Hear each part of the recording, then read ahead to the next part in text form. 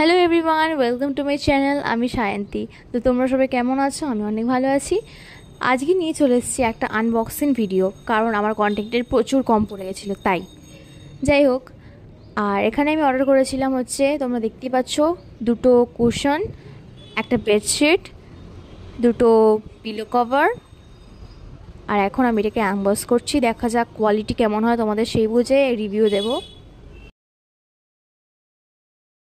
আর এখানে কাঁচি দিয়ে কাটার সত্ত্বেও আমি কিছুতেই খুলতে পারছিলাম না, তাই একদম রেগে মেগে পুরো প্লাস্টিকটাকে হাত দিয়ে ছেড়ে ফেললাম।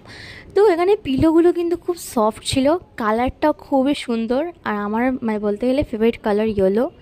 খুব ভালো লাগে, খুব ব্রাইট ছিল, একদম কোনো ড্যামেজ ছিল না, পুরো নতুন। আর এই যে পিলোর কভারটা ছিল, এটা চেন সিস্টেম ছিল, যেটা আমার দেখে খুবই ভালো লেগেছে।